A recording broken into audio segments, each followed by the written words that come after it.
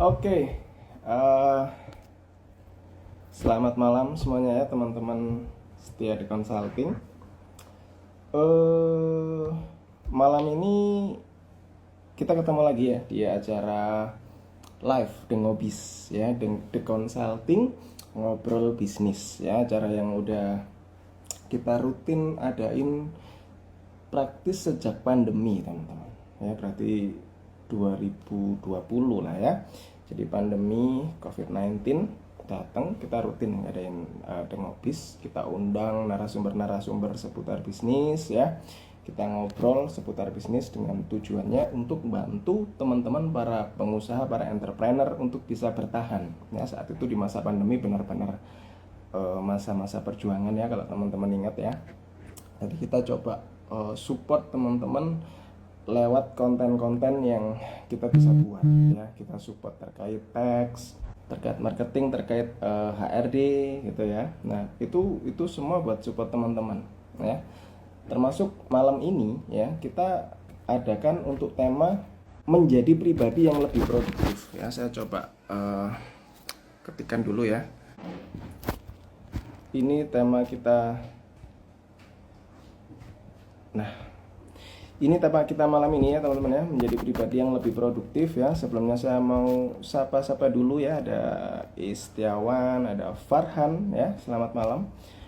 Ada Wulan, selamat malam. Ada Dani ya, selamat malam.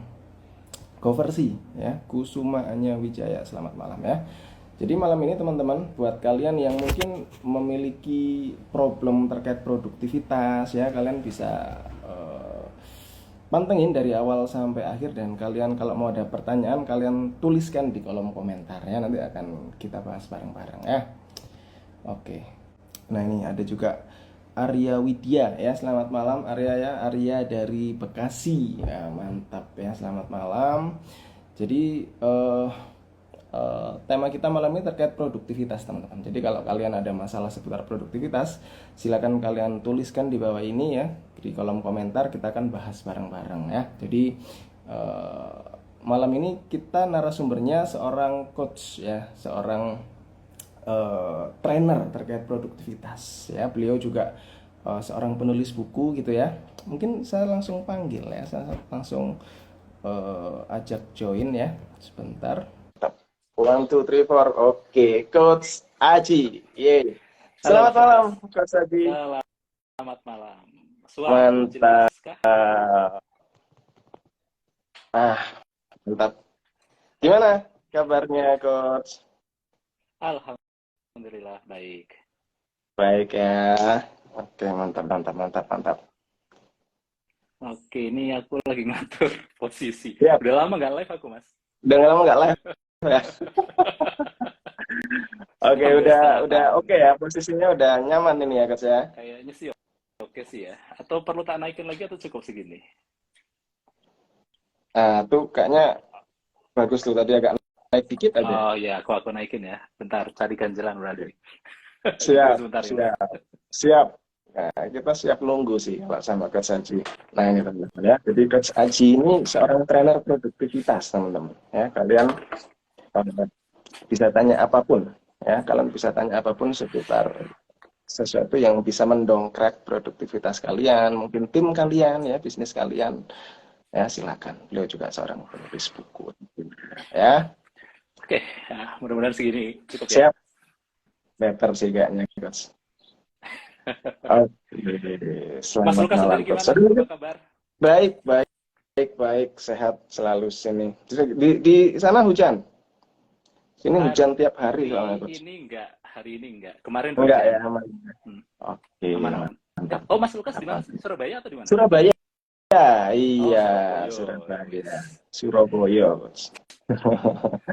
Oke, Coach Adi, mungkin boleh perkenalan diri dulu kali ya, buat teman-teman yang mungkin pengen tahu lebih jauh nih sama Coach Adi, silakan. Oke, kenalan. Pertama nama panggilan ya. Nama panggilan saya Aji, meskipun lengkapnya Darmawan Aji. Biasanya kalau yang belum kenal panggil nama depan biasanya. Mas Yes. Darmawan, Coach Darmawan, dan Tapi aku sebagainya. udah follow IG-nya tuh, jadi udah ngerti nih. Apal ya? Ya. Sekarang domisili di Bandung. Di Bandung, Jawa Bandung. Timur, dekat dengan kampusnya UIN, Universitas Win, Islam yes. Negeri, SGD ya, Sunan Gunung Jati. Apalagi ya? Ya aktivitas sehari-hari ya ngajar sih, ngajar kalau pas ada panggilan, pria panggilan Mas. Kalau pas ada panggilan ngajar, kalau nggak ada panggilan ya nulis. Nulis. Oke. Alhamdulillah Tujuh sampai buku ya sekarang. sampai sekarang, Coach. Iya, betul, 7 buku. Hmm. 7 buku ya seputar itulah, seputar produktivitas. Hmm. Sekarang itu sedang menerbitkan ulang buku yang ke berapa ya? Buku keempatku sih. Buku keempatku diterbitkan ulang, direvisi sedikit. Judulnya Mindful Life. Karena itu kan terbit sebelum pandemi ya. Ternyata pas pandemi kok kebutuhan orang untuk hidup lebih tenang itu jadi makin gede ya, makin banyak. Makanya kemudian kita putuskan ya udah kita terbitkan ulang deh. Begitu. Oh, mantap, mantap, mantap, mantap, mantap. Apa yang men-trigger spesialis akhirnya jadi trainer di produktivitas ini, Coach? Apa menariknya produktivitas ini? Menariknya produktivitas apa ya? Ini kalau ditanya kayak ini saya bingung ya. Bingung ya? Ya, apa namanya ya? Ya, jujur ini kan bagian dari bisnis ya, bagian dari bisnis. Namanya bisnis kan perlu nyari irisan antara Yes. topik yang saya suka banget itu apa, kemudian topik yang ada marketnya itu apa. Nah, irisannya kebetulan di produktivitas. Saya senang banget dengan dunia itu. Kemudian market juga butuh ya. Kenapa enggak masuk di sini di dunia produktivitas? Mungkin itu sih jawabannya. Ya, ya, ya. Karena praktis mungkin nggak terlalu banyak kali ya trainer produktivitas. Nggak tahu. Betul. Saya sih yang familiar mungkin 3 yang di saya. Ada Coach Haji, ada Coach Armala, ya, Coach satu lagi Ronawati kalau nggak salah ya. Artinya benar-benar ilmu yang spesifik, artinya gitu ya. Ya. Apa tantangannya orang untuk menjadi produktif ini, Coach? Tantangan orang untuk jadi produktif itu cuma 2 sebenarnya. Apa itu? Satu itu nggak punya tujuan. Oke. Cuma nggak punya tujuan itu kadang orang nggak aware sih. Yang simptomnya itu adalah rasa malas. Jadi kalau mau disingkat, yang pertama adalah malas. Orang itu nggak istilahnya terhambat untuk produktif itu karena kemalasan. Tapi sebenarnya kemalasan itu nggak ada. Yang ada itu orang nggak punya tujuan sebenarnya. Jadi kemalasan itu cuma simptom aja, simptom bahwa orang itu nggak punya tujuan. Yang kedua adalah orang punya tujuan tapi dia nunda-nunda. Jadi cuma 2 itu aja sebenarnya yang menghambat. Malas atau nunda, udah itu aja. Dan itu 2 hal yang berbeda ya antara malas dengan nunda. Banyak orang yang menyamaratakan, dianggap orang nunda itu karena malas, padahal belum tentu. Belum tentu orang menunda itu karena malas. Terus karena apa nih, Coach? Ya. Yang menarik. Faktornya banyak. Faktornya banyak. Kalau di psikologi misalnya, salah satu faktor kenapa orang nunda itu adalah ada istilahnya agak teknis nih. Tugas aversif. Tugas aversif itu tugas yang tidak menyenangkan. Menunda karena nggak menyenangkan. Iya, nggak menyenangkan tugasnya. Bukan dia malas, bukan. Cuma pas mau ngerjain itu,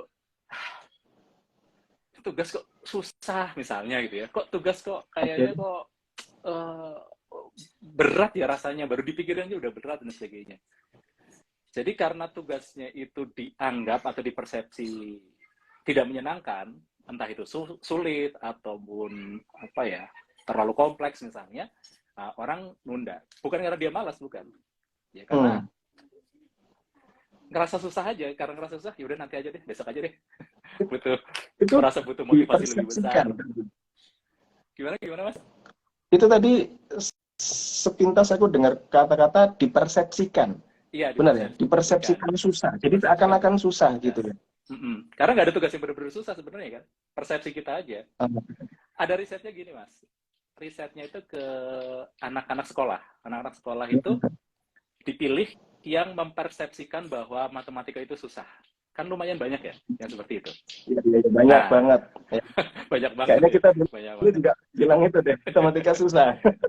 Nah, mereka itu dikasih Oke. tugas dan diukur kan, menurut mereka seberapa berat sih tugas ini, Mm-mm. seberapa tidak menyenangkan, seberapa aversif.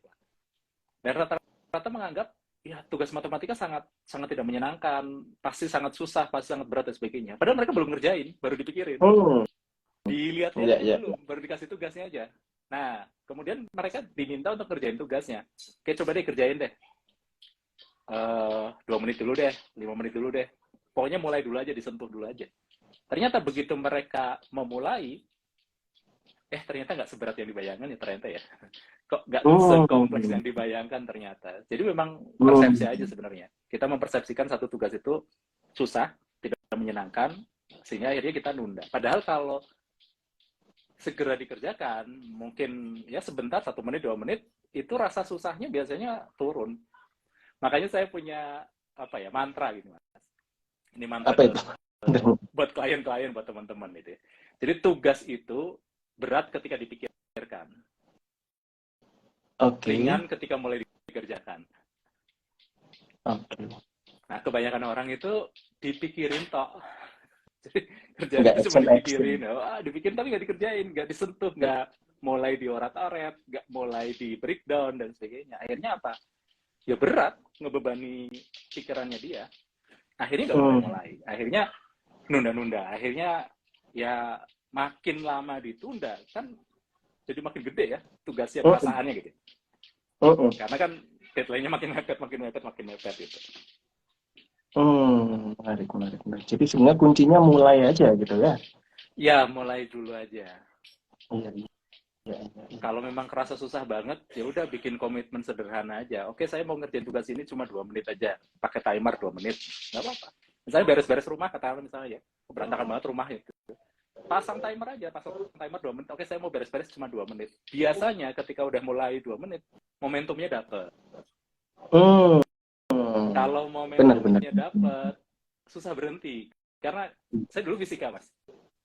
Oh, Dulu fisika, jadi basicnya belajar fisika. belajar Iya. momentum dan sebagainya. Momentum itu kan definisi gampangnya itu adalah tingkat atau ukuran ya, ukuran kesulitan sebuah benda untuk berhenti, itu momentum.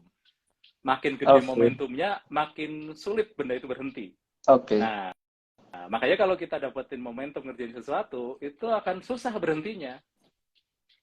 oke, oke. Kerjain 2 menit itu tujuannya adalah dapetin momentum sebenarnya. Ketika udah dapetin momentum, ya udah bablasin aja, bablasin 30 menit, Oke. bablasin 2 jam, sesuai dengan waktu yang kita punya. Mantap, mantap, mantap. Clue-nya dapetin momentum ya. Ini aku Dapetin sambil momentum, betul. catat-catat deh. Tes. Jadi artikel ini. Beneran nih teman-teman ya. Uh, saya banyak ini, banyak case ya terkait produktivitas ya, entah buat personal, buat tim ya. Jadi topik malam ini relate banget nih. Aku udah nunggu dari kemarin begitu tahu narsumnya Coach Aji ya. Jadi banyak nih pertanyaan-pertanyaan dari saya pribadi ya, dari teman-teman kalau mau tanya buruan ya, keburuan saya tanya terus nih nanti Coach Aji ya. Jadi kalian yang mau tanya ketik di kolom komentar ya. Oke. Jadi clue-nya mesti dapetin momentum. Nah, ini Coach yang biasanya saya cukup kesulitan itu gini. Ketika kita diperhadapkan dengan beberapa task, ya ada yang susah, ya ada yang sulit banget, ya ada yang medium, sedang lah, ada yang gampang. Itu sebaiknya kita duluin yang mana sih, Coach? Yang susah dulu dengan nanti efeknya pasti lama nih di awal, atau yang gampang dulu cepat ya tapi yang lama nggak kegarap-garap biasanya gitu. Itu gimana better Coach kalau kita manajemen task itu? Ini sebenarnya nggak ada jawaban standar untuk orang yang berbeda sebenarnya, Mas.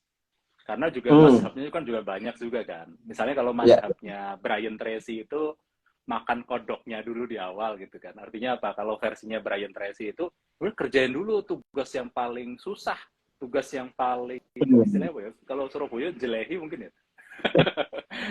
Yang paling bikin muak, Iya, iya, paling bikin mual iya, itu iya, iya. dikerjain duluan. Itu mazhabnya Brian Tracy seperti itu. Ada mazhab lain, mazhabnya Stephen Covey misalnya. Kalau mazhabnya Stephen Covey, ya sudah pilih di antara sekian tugas itu yang paling punya impact yang mana. Bukan melihat tingkat kesulitannya. Nah, betul. Jadi bukan tingkat kesulitannya yang dilihat, tetapi seberapa besar impact-nya.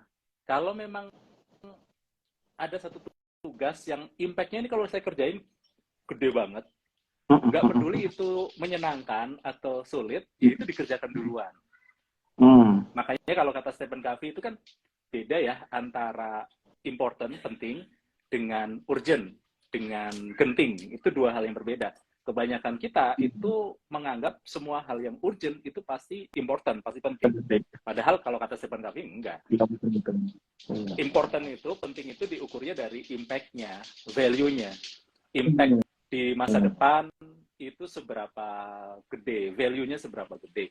Kemudian ini ngebantu kita untuk mencapai tujuan jangka panjang kita enggak, membantu kita untuk mencapai visi kita atau enggak, itu namanya tugas-tugas yang important. Sementara kalau tugas-tugas yang urgent itu ya kaitannya hanya dengan deadline aja, deadline atau kadang-kadang tekanan orang lain, tekanan atasan, tekanan dari klien dan sebagainya gitu ya.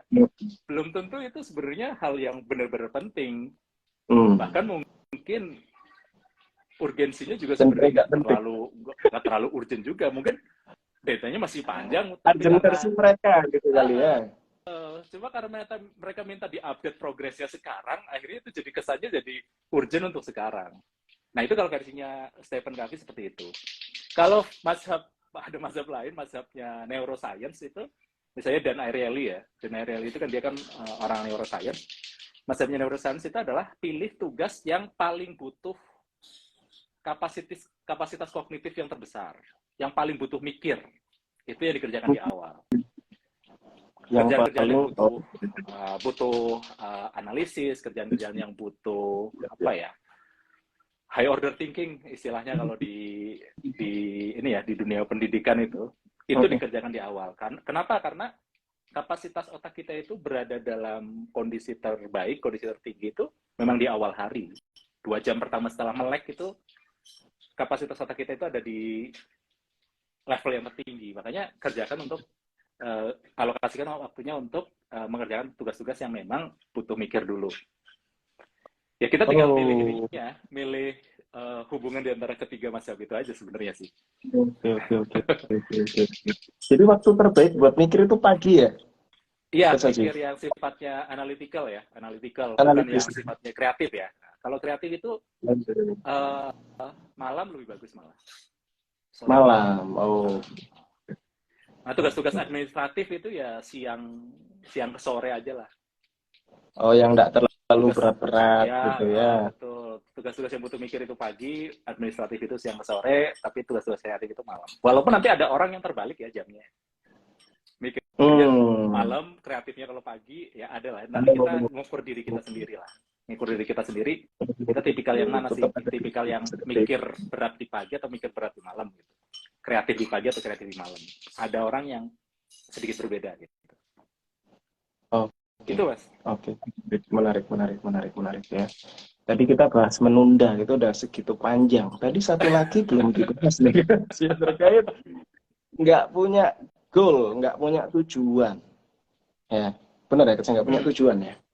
Nggak punya tujuan, betul. Nggak punya tujuan.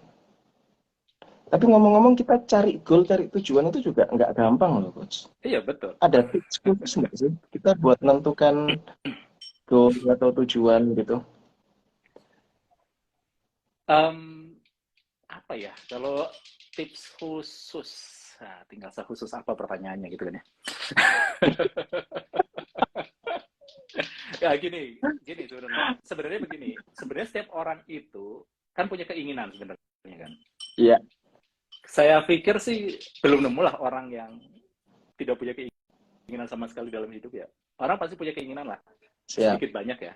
Ingin kehidupannya lebih baik, ingin keluarganya begini, ingin anaknya begitu, ingin lingkungannya begini, begitu dan sebagainya. Nah, kita bisa untuk menemukan tujuan kita itu, startnya itu dari mengidentifikasi dulu. kita punya keinginan apa saja sih dalam hidup. Bisa mulainya dari situ. Bisa juga ada orang-orang tertentu yang kalau mikirnya untuk diri sendiri itu susah, Mas. Keinginan diri sendiri itu susah. Maka kita bisa, kalau misalnya kita termasuk orang yang seperti itu, maka kita mikirnya untuk orang lain. Kita pengen ngubah lingkungan sekitar kita itu jadi seperti apa sih? Ada hal yang, misalnya ada masalah yang tidak terpecahkan kah di atas bumi ini yang kayaknya saya bisa nih mecahinnya gitu ya. Kita bisa fokusnya ke situ. Jadi pendekatannya bisa ngelihat dari apa yang kita suka, apa yang kita inginkan, atau kita ngelihatnya apa yang lingkungan sekitar kita atau dunia sekitar kita butuhkan. Nah, tergantung orangnya. Ada juga orang yang pertengahan, perlu kombinasi. Jadi saya nggak mau kalau tujuannya itu hanya egois terkait dengan diri sendiri. Saya nggak mau mikirin pengen rumah gimana, pengen mobil gimana, pengen bisnis gimana. Enggak. Tapi saya pengen bisnis saya memang pengen bagus, tapi yang paling penting adalah bisnis saya punya impact, misalnya seperti itu. Jadi kombinasi antara dua itu juga bisa juga. Nah, kita bisa list itu. List keinginan-keinginan kita. Keinginan terkait diri sendiri ataupun terkait dengan kita pengennya dunia di sekitar kita itu jadi seperti apa sih? Bisa mulai dari situ mungkin. Ya. Terus ada ininya enggak sih, Coach? Maksudnya teknik untuk memvalidasinya, gitu, Coach. Karena gini, saya pernah ngobrol gitu ya. Saya coba cari goalnya tim saya gitu ya. Saya cari goalnya untuk nge-trigger ya biar dia lebih lebih produktif dan segala macam, lebih positif lah dalam hal kerjaan gitu ya. Karena kalau ada goal kan memang teorinya dia akan lebih bisa terboosting kan gitu ya. Ya. Cuman tidak semua tahu dengan jelas gitu. Kadang begitu ditanya apa sih goalmu, mikir bentar, jawab A, B, C, D, E gitu ya. Tapi beberapa hari kemudian ketika di-trigger dengan hal itu, nggak nge-boosting juga. Artinya bener nggak sih itu goalmu kan gitu ya. Jangan-jangan itu cuman bukan real goalnya gitu loh. Nah, yang penting jawab ya, Mas. Iya, yang penting jawab gitu. Nah itu kan kita juga bingung gitu. Ada cara ngevalidasinya nggak sih kayak gitu? Ya, memang kalau tadi kan kita bicara goal untuk diri sendiri ya. Ketika kita fasilitasi orang, misalnya tim kita, supaya mereka punya goal, tentu berbeda. Nggak pakai cara yang tadi. Beda lagi tuh caranya. Karena kan mereka kan terikat di organisasi kan. Terikat di organisasi artinya organisasi juga punya goal dong. Organisasi juga punya tujuan dong. Benar. Kan kayaknya nggak mungkin kalau misalnya tujuan mereka itu lepas dari tujuannya organisasi, itu kan kayaknya lucu ya. Misalnya organisasi punya, oke, kita pengen ngomset 1M misalnya, timnya target saya 10 juta aja deh, Mas. Kan jadi nggak align kalau kayak gitu kan. Nah, jadi sebenarnya kalau di dalam organisasi yang diperlukan itu bukan, ini pakai tanda kutip ya, bukan goal setting tetapi goal alignment. Jadi bukan nge-set goal tetapi menyelaraskan goal. Ya ujung-ujungnya memang masing-masing nanti punya goal setting, tetapi goal settingnya itu adalah sudah diselaraskan dari goalnya organisasi. Nah, triknya begini, triknya adalah gimana caranya ya, mereka merasa memiliki goalnya organisasi dulu. Maka di situ kan butuh inspirasi dari leadernya, butuh mungkin leadernya mengkomunikasikan kenapa sih kita pilih goal ini dan sebagainya, sehingga mereka engage gitu loh, terlibat, mau buy in dengan si goalnya organisasi. Nah, ini yang nggak mudah, jujur aja. Kajiannya banyak banget lah, kalau baca buku itu bisa tebel-tebel gitu ya. Saya tadi sore itu baru baca satu buku bagus banget, judulnya The Progress Principle. Di mana tadi ya? Oh, di depan sana. The Progress Principle. Nah, itu menarik gitu. Itu ngebahas tentang good management itu yang kayak apa sih? Manajemen yang bagus itu seperti apa sih? Ternyata kuncinya adalah setiap anggota tim itu perlu ngerasain progress yang meaningful. Makanya nanti ketika kita bicara goal di tataran organisasi, nggak cukup kalau misalnya oke, dari atas nih kita punya goal begini, tapi kita tidak istilahnya apa ya, mengkampanyekan goalnya supaya anggota tim di bawah kita itu mau untuk komit bareng-bareng mencapai goal tersebut, itu nggak cukup. Perlu ada proses-proses tertentu supaya mereka itu jadi mau berkomitmen. Makanya saya senang banget definisi engagementnya dari Kevin Kruse. Kalau kata Kevin Kruse, yang namanya employee engagement itu adalah seberapa kuat komitmen seseorang terhadap organisasi dan tujuannya. Itu engagement. Karena banyak orang ketika mikirin engagement itu, yang kebayang itu kebahagiaan karyawan, kepuasan karyawan. Bahagia. Bukan. Benar. Bukan itu. Enggak Kata gitu Kevin ya. Kruse, yang namanya employee engagement itu adalah komitmen emosional karyawan terhadap organisasi dan tujuannya. Itu yang namanya engagement yang sebenarnya. Karena banyak orang puas, orang bahagia di organisasi, tapi nggak komit terhadap goal organisasi. Terus buat apa gitu kan? Kan bukan tempat happy-happy ya kerja. Nah, itu. Dalam tanda kutip ya. Iya, kadang orang mikir engagement ini jadi kayak ini, kayak hubungan yang menyenangkan aja gitu. Mereka bahkan nggak siap dengan bersusah-susah untuk mencapai goal gitu loh. Bukan itu padahal. Jadi komitmen sebenarnya engagement itu. Jadi suka duka dijalani. Mau suka mau duka dijalani, itu namanya engage. Kan kalau dalam hubungan engagement itu kan tunangan ya, Mas. Benar. Tunangan itu kan ya suka duka dijalani gitu. Masa baru ngadepin duka sedikit komitmennya langsung hilang, kan namanya nggak engage itu gitu. Iya, tapi emang itu nggak gampang sih. Tapi bukan berarti nggak bisa ya. Betul. Kuncinya dikomunikasikan, ya, harus merasakan progresnya, benar ya Kak? Dan komunikasinya dua arah, bukan komunikasi satu arah. Kadang-kadang diskusi. Kalau leadernya jago banget public speaking, jago banget ngasih inspirasi, ngasih motivasi, kadang-kadang itu lupa bahwa yang namanya komunikasi itu perlu dua arah. Kita nggak cuma ngomong, kita juga listening juga. Kita nggak cuma speaking, kita juga listening juga gitu loh. Nah, leader di titik tertentu, ya saya baca buku-buku tentang tentang influence, tentang persuasi, tentang leadership. Kalau kita hanya jago ngomong, ya nggak akan jadi leadershipnya gitu. Perlu banyak dengar juga. Nah, itu yang kadang-kadang jadi miss. Orang ngebayanginnya orang yang punya influence itu yang jago ngomong, bisa ngebujuk orang gitu loh, Mas. Ya, pokoknya begitu dia ngomong semuanya jadi ngikut gitu kan. Nggak kayak gitu. Startnya itu dari mau memahami orang lain, mau mendengarkan orang lain. Dari situ baru ya harapan untuk mereka engage itu ada. Tapi kalau mereka nggak pernah didengerin, masa kita mau expect mereka engage, kan kayaknya susah juga. Gitu. Tapi ini tetap oke deh. Ini ada yang tanya. Aku sebenarnya mau tanya lagi, tapi oke lah. Ngalah dulu lah ya. Ada yang tanya gini, Kak. Ini dari Devenoa ya. Saya berasa kurang produktif, tapi saya punya kendala, punya baby yang masih kecil dan belum menemukan tim. Kayaknya dia ini lagi wirausaha gitu mungkin ya. Dia nggak bisa produktif karena belum menemukan tim dan dia punya baby. Nah, itu gimana? Nah, dari ini Devin. Yang perlu jawab itu emak-emak ini berarti ini. ya kadang-kadang agak beresiko menjawab pertanyaan seperti ini karena pertama saya laki-laki, Mas. Iya kan, secara kondisi mental kan mungkin berbeda, secara situasi kan berbeda.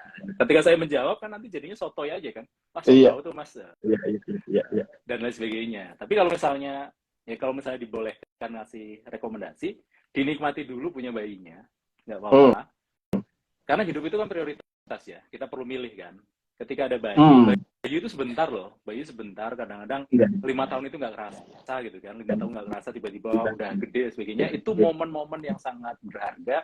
Rasanya kok sayang kalau misalnya prioritas kita terpecah dengan ngerjain yang lain. Kecuali memang ya ini nggak bisa ditinggal ini si bisnisnya atau katakanlah punya mimpi lain di sana, ya berarti perlu pinter-pinter ngatur waktu, ngatur energi, ngatur pikiran. Kalau misalnya nggak bisa, oke, apa solusinya? Apa yang memungkinkan? Tim belum ada. Ya, yang menghambat apa? Belum punya tim. Ini artinya kan ada keinginan pengen punya tim kan? Apa yang menghambat punya tim? Sebenarnya kita itu sudah punya jawaban dari pertanyaan kita gitu loh, Mas. Oke. Iya, saya pengen produktif tapi saya belum punya tim. Berarti dia udah tahu solusinya. Solusinya Ah, adalah saya perlu punya tim gitu sebagai kan. tim. Nah, berarti apa yang menghambat dia punya tim? Dicari Mm. sampai ketemu solusinya. Kadang-kadang kalau mikir sendiri memang agak susah. Kita bisa ya nanya ke teman yang memang punya latar belakang yang sama. Kita bisa tanyakan, dulu pas kamu punya baby, bisnis itu bisa jalan, triknya gimana sih, tipsnya gimana sih, dan sebagainya. Kita bisa belajar dari orang lain. Sebenarnya bisa seperti itu sih, Mas. Tapi sekali lagi ya, ini jawaban sotoy aja karena Ya. karena bukan saya yang mengalami gitu. Oke, oke siap ya. Semoga bisa menjawab ya untuk Devi Noah. Ini ada pertanyaan lagi nih coach ya dari Dias Lucia Mala ya. Gimana cara berkomunikasi dengan tim yang selalu berbuat salah, padahal sudah dibimbing dan diberi contoh? Nah, coach, gimana coach? Ya, Sabar gitu kan?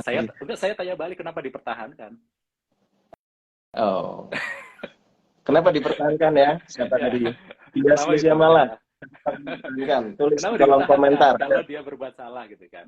Tapi kalau misalnya, oke, ini baru satu kali berbuat salah. Kalau satu kali berbuat salah, ya dikasih feedback tentunya. Tapi setiap feedback kan nanti bertingkat ya. Mungkin ada feedback yang sifatnya memang masukan, tapi nanti juga mungkin ada sifatnya teguran dan sebagainya. Makanya, saya diajarin sama mentor saya itu, kalau dalam bisnis, jangan pernah ngajarin ke anggota tim kita bahwa kita itu keluarga. Itu nggak boleh itu, Mas. Oh, Kadang-kadang kita ngomong gitu ya, oke, iya, iya, iya, iya. tim sekalian Iya. kita adalah Ini keluarga. why. Ini menarik coach. Iya, Ini banyak di luar sana loh yang anggap kayak gitu. tuh. Keluarga kita itu Gimana? di rumah kita masing-masing. Oke, oke. Keluarga kita itu apa namanya di rumah kita masing-masing. Saya dan Anda bukan keluarga. Saya dan Anda itu punya ikatan bisnis, ikatan kerjasama. Jatuhnya itu Artinya supaya lebih profesional gitu kan? lebih profesional dan kita lebih tega ketika ngasih feedback, Mas. Lebih Oh, tega. Kalau sama keluarga itu kadang-kadang nggak enak. Ada nggak enaknya, betul nggak? Sama benar. keluarga jangan gitu-gitu. Jangan terlalu keras lah sama keluarga. Kan ada dokter-dokter seperti itu kan. Makanya kemudian ya Mm-mm. sudah, apa namanya? Dari awal perlu kita sampaikan, oke, kita bukan keluarga, kita profesional saja di sini. Saya punya kepentingan, kamu punya kepentingan, mari masing-masing menjalani kewajibannya supaya kepentingan masing-masing terpenuhi. Itu lebih fair sebenarnya. Hmm. Tapi bukan berarti kemudian kita nggak peduli sama mereka ya, bukan berarti seperti itu. Kita tetap perhatikan pertumbuhannya mereka, kita tetap berkomunikasi, kita tetap mendengarkan dan sebagainya. Tetapi di kepala kita perlu pasang frame, ya kita bukan anggota keluarga. Gitu. Ya.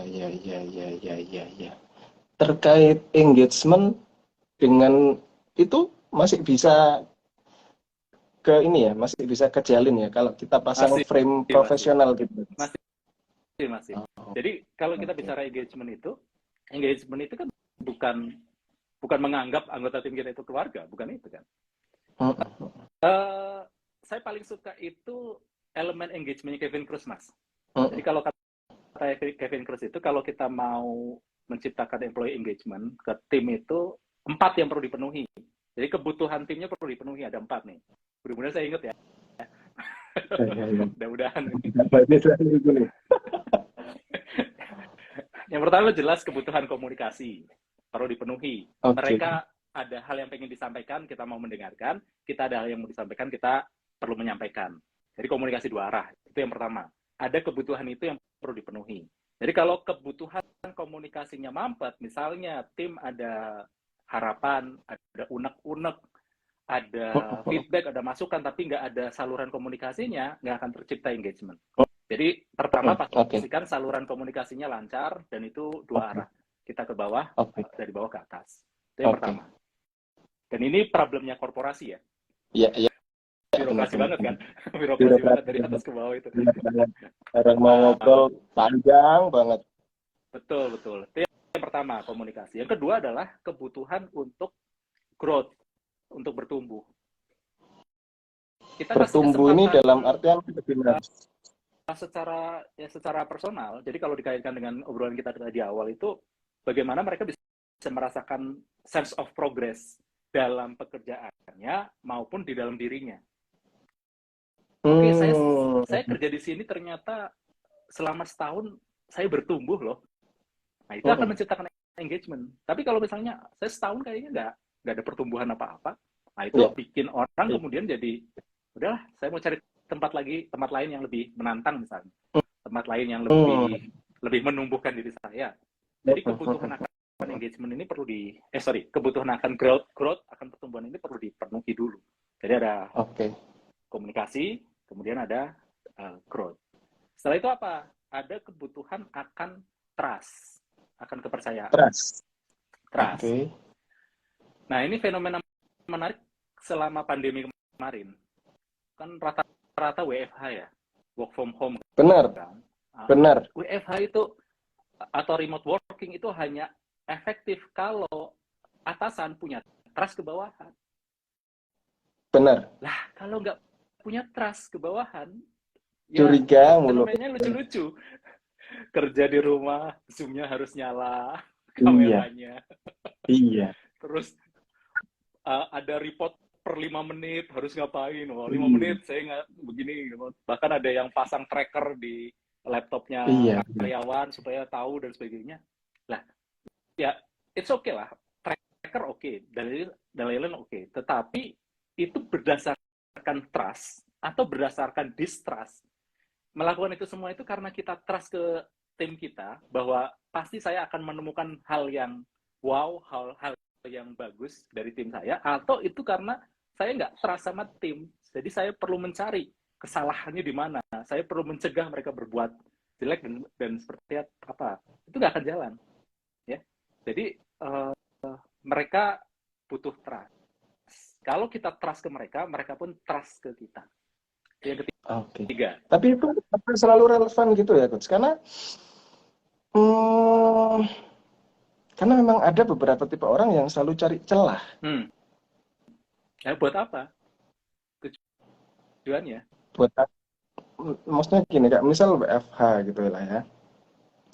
Kalau kita nggak bikin aturan-aturan untuk mencegah celah-celah itu, mereka kadang cari celah gitu. Jadi memang ada tipe-tipe orang yang mungkin belum siap untuk dikasih trust. Benar gitu nggak sih? Atau itu cuma ketakutannya kita ya? Ya, ketakutannya kita sih. Menurutku ya, Mas. Karena ya, kalau memang kita nggak trust sama tim kita, terus ngapain kita pertahankan mereka? I see. Nggak usah dipertahankan lah, kalau memang kita nggak trust itu ya. Kalau kita memang trust, sistemnya perlu ada kan, sistem untuk pengukuran kinerjanya perlu ada, sistem untuk monitoringnya perlu ada. Tetapi yang memang tujuannya adalah memonitor performance-nya mereka, memonitor kinerja mereka, bukan sekedar saya melakukan ini karena saya monitoring karena saya nggak trust ke mereka gitu kan. Dan kebanyakan metode berpikirnya adalah metode berpikir bahwa saya nggak trust, saya perlu mencegah kecurangan, saya perlu mencegah kelicikan. Bukan di mana saya menciptakan lingkungan supaya mereka bisa perform dengan baik meskipun kerja dari rumah. Kan beda ya? Aman. Dapat. Cara berpikir awalnya berbeda gitu loh. Dan itu yang kemudian nanti di di manajemen hariannya terus nanti jadi berbeda. Kebutuhan akan trust. Yang ketiga. Yang keempat aku lupa. Kurang satu. Sebentar apa ya? Satu lagi itu, bentar tak pikirin. Trust, communication, growth, apa lagi ya satu ya? Nanti lah kalau inget ya. Lupa. Nanti ya. Ini ada satu pertanyaan lagi. Juga bagus itu. Aku udah catat. Coach, aman, Coach. Ini Coach, saya tadi yang saya di Vinoa ya. Coach, saya kesulitan mencari tim ya, sedangkan di sini SDM rendah tapi minta bayaran tinggi. Nah, itu. Nah, ini balik lagi. Ini harusnya konsultasi sama di consulting ya.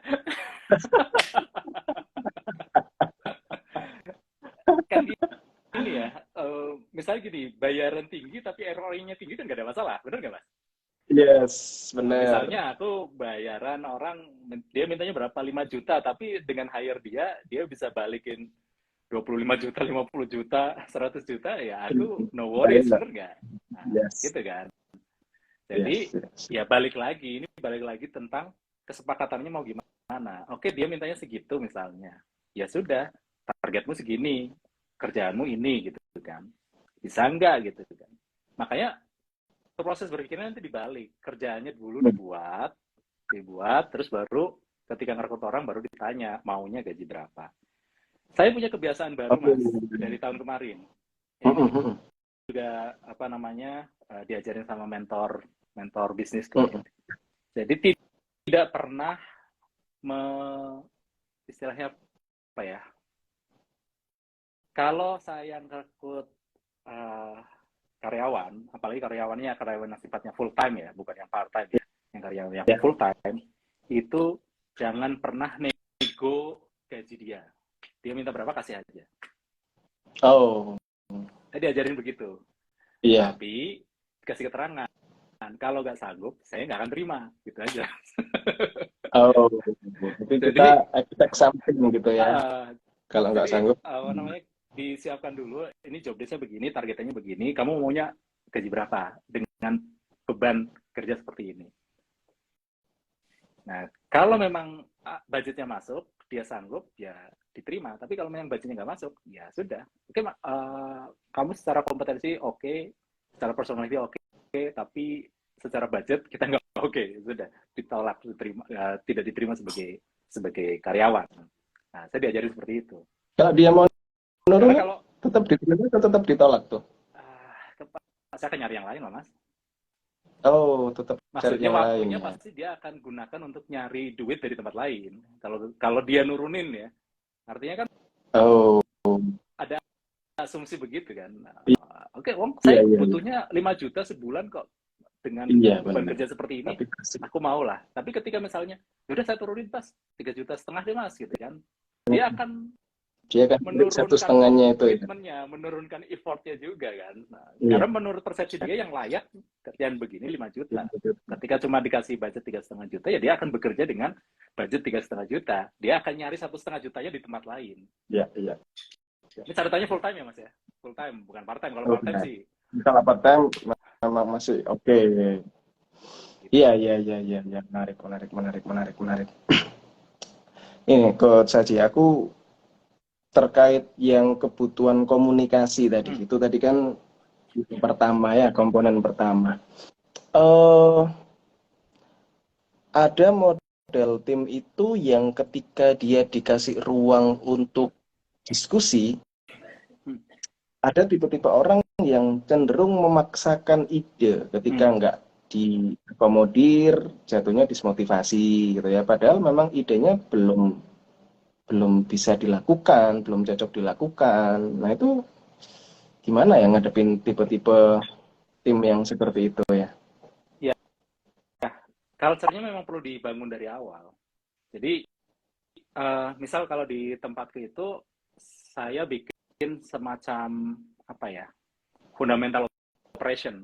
Fundamental operation itu kayak prinsip yang perlu kita sepakati bersama lah, supaya kerjanya sama-sama enak. Salah satu fundamental operation-nya itu adalah kalau ada sesi-sesi brainstorming, silakan aktif untuk menyampaikan ide-idenya. Tapi di poin berikutnya itu ada kalimat begini, kalau misalnya ide dari kamu itu belum diterapkan, bukan berarti idenya jelek, bukan berarti idenya buruk, bukan. Tetapi mungkin sumber daya kita masih belum mampu untuk eksekusi itu. Mungkin secara timing masih belum pas dan lain sebagainya. Tetapi nggak apa-apa, itu sudah satu ya kamu mau ngasih ide itu sudah hal yang berharga bagi perusahaan. Satu saat pasti akan nemu momentumnya kapan ide itu akan bisa diimplementasikan. Bisa di perusahaan ini, bisa di perusahaan lain, bisa di tempat kamu sendiri dan sebagainya. Nah, itu ada poin-poin seperti itu. Dari awal memang sudah seperti itu. Nah, kemudian kadang juga ada orang yang begini, Mas. Orang yang kalau meeting, misalnya brainstorming dan sebagainya, dia itu dominan, Mas. Bener nggak? Benar, benar, benar, benar. Jadi misalnya meeting 10 orang, yang dominan 2 orang, ya akhirnya meeting itu cuma terisi dengan ide-ide 2 orang ini aja. Sementara Benar. orang yang punya ide bagus, ide cemerlang, karena dia tidak punya keberanian untuk mengutarakan, menyampaikan, akhirnya diem. Iya, benar. Dan makanya kemudian muncul berbagai metodologi untuk manajemen meeting.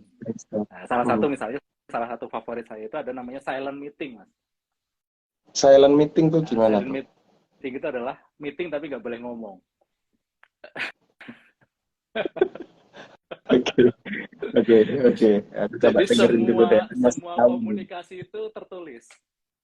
Oh, Tulis, oh, misalnya pakai post-it misalnya. sticky note, Pakai sticky post-it gitu. note, Oh, atau misalnya kita pakai apps ya, ada kan banyak apps yang bisa dipakai untuk itu. Nah, ini istilahnya apa ya? Mengurangi potensi meetingnya itu didominasi oleh orang-orang tertentu. hmm. Dan kita bisa lebih Salah dapat lebih satunya, banyak. Hmm. Iya, iya, iya. Dan kita bisa Iya, iya. bisa terima masukan dari lebih banyak orang kan. Nggak cuma orang Iya, yang benar. seneng ngomong aja yang menguasai meetingnya, tetapi semua orang yang punya ide ya punya kesempatan untuk menyampaikan idenya dalam bentuk tertulis. Tulisan. Menarik, menarik, menarik. Ada pertanyaan lagi nih coach dari Sony ya. Teori engagement Kevin Cruz baru dijabarkan 2, tolong dilanjut. Wah, Udah 3 ketinggalan loh nih. Mas. Tadi 3 Pak Sony ya. Saya coba ulangi ya Pak Sony ya. Yang pertama kebutuhan komunikasi 2 arah ya. Kemudian yang kedua kebutuhan untuk eh, bertumbuh ya, growth ya. Kemudian kebutuhan akan trust ya. Coach Aji masih hutang 1 yang benar ya. Nanti juga ditagih ya, ditagih di DM lah nanti ya. Nanti saya bantu DM. Iya, Oke, kok oke, lali oke, ya? Apa oke. ya? Logikanya macet ini. Oke, oke, oke. Oke. Berikutnya, Coach. Masalah yang Udah ingat Mas. paling banyak. Apa tuh? Silakan. Recognition.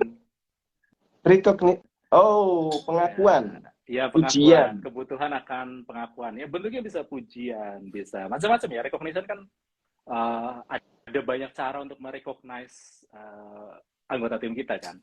Bisa dengan pujian, bisa dengan dipasang the best employee for January misalnya, bisa dengan kasih bonus, bisa dengan dimension ketika acara besar. Ada banyak cara lah sebenarnya. Tapi ada kebutuhan untuk di-recognize tuh mereka itu. Di-recognize progresnya, di-recognize pencapaiannya, di-recognize apa yang sudah dia lakukan dan sebagainya. Sehingga mereka merasa nggak diabaikan. Ada kok, ada bekasnya gitu. Nah, udah lengkap Mas. Lengkap 4 ya Pak Sony ya. Terakhir recognition ya. Jadi nggak usah di DM ya, udah kejawab di sini. Oke. Oke, aku tadi mau tanya ini, Coach.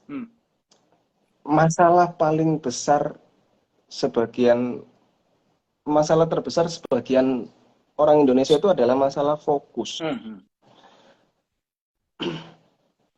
Nggak tahu, aku sendiri pun ngerasa ketika masalah fokus ini masalah utama dari produktivitas gitu. Kadang kita berpikir gimana supaya bisa ini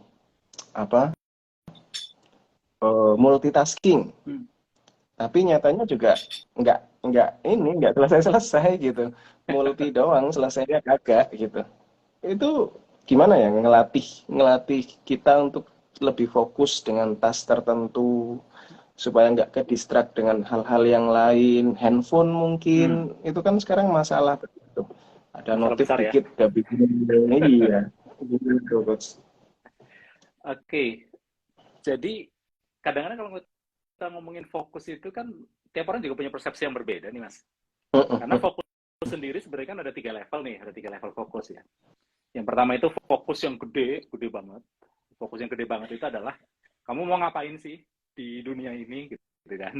Kamu pengen punya cita-cita apa sih, kamu punya visi apa sih, itu fokus yang satu itu. Satu yang gede banget ya. Kemudian ada fokus yang pertengahan. Nah, itu mungkin goal-goal jangka pendek kita, itu fokus yang pertengahan. Kita mau apa namanya, mau kemana. Kemudian yang tadi ditanyakan, itu adalah fokus yang kecilnya sebenarnya. Bagaimana kita bisa stay di satu tugas tanpa terdistraksi oleh hal-hal di sekitar kita, gitu kan. Dan ini kan saling terkait kan sebenarnya kan. Artinya kalau saya nggak bisa stay ngerjain satu tugas katakanlah 60 menit ke depan, 90 menit ke depan, ya gimana saya bisa stay fokus untuk satu project, satu goal yang pengen saya capai 3 bulan ke depan. Bahwa mempertahankan fokus 30 menit aja banyak distraksi, apalagi 3 bulan, distraksinya lebih banyak lagi. Iya kan? 3 bulan nggak bisa, big goal-nya nggak bisa gitu ya. 3 bulan nggak bisa, gimana kita ngobrolin tujuan-tujuan yang lebih panjang lagi gitu kan, fokus yang lebih panjang lagi. Makanya memang yang perlu dilatih itu ya bisa mulai dari fokus yang kecil ini, fokus yang jangka pendek ini. Bagaimana kita bisa bekerja tanpa distraksi selama katakanlah misalnya 30 menit ke depan, 60 menit ke depan, sampai 90 menit ke depan. Nah, teorinya banyak sebenarnya tentang ini, tentang bagaimana kita bisa bekerja secara terfokus, tetapi dari sekian banyak teori yang paling utama sebenarnya ya kita perlu pinter manage distraksi yang datang, gangguan yang datang, ya, gangguan interupsi, istilahnya banyak ya, gangguan interupsi, distraksi dan sebagainya. Secara umum distraksi itu ada dua, satu distraksi yang datangnya dari luar, misalnya tadi handphone gitu ya, handphone atau orang gitu nyolek deh, mas lagi ngapain gitu kan, nah itu kan udah mecah fokus kan. Yang kedua adalah distraksi yang datangnya dari dalam. Distraksi yang datangnya dari dalam itu ya misalnya pikiran-pikiran liarnya kita, lintasan-lintasan pikiran kita, kemudian mungkin ide-ide yang tiba-tiba berlompatan di kepala, keinginan-keinginan gitu ya. Ini kayaknya lagi ngerjain sesuatu baru sebentar, kayaknya ngopi enak nih. Itu kan sudah mengganggu fokusnya kan. Nah, kita perlu pintar mengelola dua hal ini sebenarnya. Distraksi yang datangnya dari dalam maupun distraksi yang datangnya dari luar. Perlu bisa ngelola dua ini. Nanti baru kita bisa fokus. Oke. Jadi ada ini enggak sih, ada, atau kalau misal dari Coach Aji deh, apa kira-kira yang dilakukan misal ketika handphone itu yang paling banyak deh kayaknya ke anak-anak milenial sekarang ya. Ada dikit, ada Instagram notif udah bingung gitu. Ya, mesti ngapain gitu? Ya, handphone itu kan berarti distraksi dari luar ya. Ya, luar. Nah, apa yang bisa dilakukan misalnya? Notifikasi mati semua. Semua notifikasi. Kalau saya agak ekstrim sih. Saya notifikasi saya matikan semua, tidak ada yang aktif. Termasuk dering telepon juga saya defaultnya mati. Jadi nggak akan ada yang berdering. Satu itu. Yang kedua, ini by research ya, by research. Kadang-kadang notif udah mati, tetap tergoda untuk ngebuka kalau handphonenya ada di ruangan yang sama dengan kita. Ya misalnya di atas meja, di laci gitu ya. Makanya simpennya di ruangan yang berbeda. Itu lebih aman. Yang susah dijaga. Ya, misalnya saya mau komit ngerjain sesuatu katakanlah 60 menit ke depan, ya sudah handphonenya disimpan di ruangan yang lain.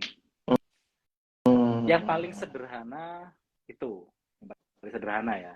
Ya nanti ada yang lebih ekstrim lagi ya, Misalnya disiplin buka chat, buka sosial media misalnya cuma 2 atau 3 kali dalam sehari misalnya. Itu yang lebih ekstrimnya bisa seperti itu. Sama yang paling ekstrim lagi itu adalah punya habit atau punya kebiasaan inbox zero. Inbox zero itu adalah setiap akhir pekan itu semua chat kita itu bersih, semua email kita itu bersih. Setiap akhir pekan itu udah zero gitu, udah zero. Itu artinya semua chat, semua pesan, semua email yang datang semuanya sudah diproses artinya kan. Karena efeknya nanti begini, kalau misalnya pesan itu tidak diproses ya, itu akan menghantui pikiran kita. Kalau di kita ada namanya Zeigarnik Effect. Misalnya ya, aku ada janji, ada janji misalnya, Mas Haji tanggal 16 live ya, sama di consulting gitu ya. Ya, aku cuma yain tok gitu ya. Tapi aku nggak take action, misalnya pasang reminder di kalender misalnya dan sebagainya. Terus saya biarkan tuh chat dari Mbak Regina misalnya terbiarkan begitu saja, itu akan di sini. Ini ya, Kapan ya? membayangi Itu terus kapan ya? ya. Nah, kayaknya Iya. Senin tanggal berapa ya? Itu akhirnya apa? Distraksi yang tadinya datangnya dari luar kemudian jadi datangnya dari dalam. Makanya perlu punya kebiasaan-kebiasaan tertentu untuk ngelola jalur komunikasi kita. Iya. Tinggal kita mau sanggup se-ekstrim yang mana gitu aja sih, Mas. Iya, tergantung level kalian masing-masing ya. Betul. Oke, mantap. Nggak kerasa kita udah hampir sejam nih kita ngobrol kayak gini ya. Oke. Oke, ini last question lah ya. Ini last question. Mungkin aku boleh minta ini, Coach. Referensi buku. Ya, itu saya lihat di belakang tuh banyak banget buku ya.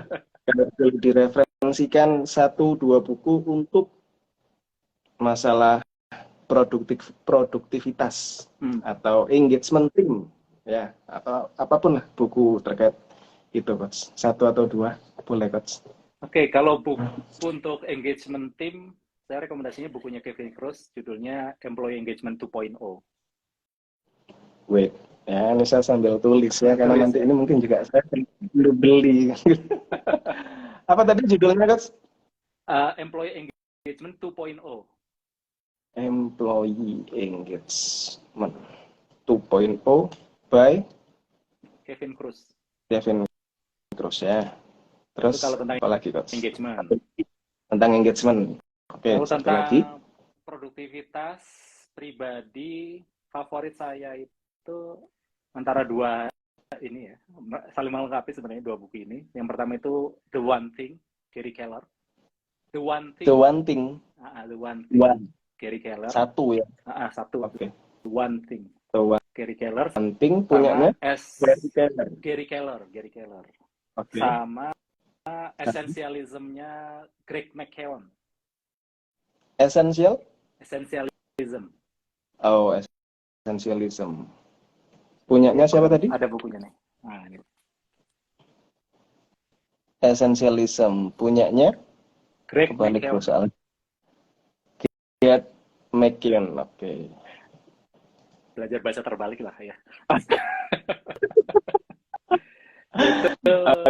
Produktivitas. Kalau bahasa Indonesia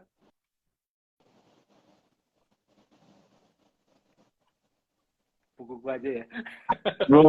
Wah, mantap. Kita itu yang judulnya apa tuh? Kita penundaan. Sudah nanti penundaan. Ini ngeberesin tadi kan, nunda-nundanya. Sama biar pikirannya tenang, nggak gerusa-gerusu. Karena kan produktivitas sebenarnya terkait dengan ketenangan pikiran juga. Itu mindful life. Mindful life. Ini lagi yang mau di-recreate ya? Lagi PO ini. Insya Allah pekan ini naik cetak. Jadi covernya nggak kayak gini, covernya sudah lebih cantik sekarang. Oke. Begitu. Mindful. Oke, siap. Thank you. Thank you banget. Sejam ini ya banyak banget ini aku catatannya banyak banget ya buat teman-teman yang mungkin tadi nontonnya nggak dari awal ya. Kalian nanti bisa nonton lagi di Instagramnya The Consulting ya. Sama biasanya kita upload di YouTube ya. Jadi kalian bisa putar lagi ya buat kalian yang mungkin butuh buat kalian atau buat tim kalian ya. Jadi dari awal ya menarik banget, seru banget ya. Oke, thank you banget. Oke, thank you Mas ya. Sehat-sehat selalu, Coach. Bye. Thank you.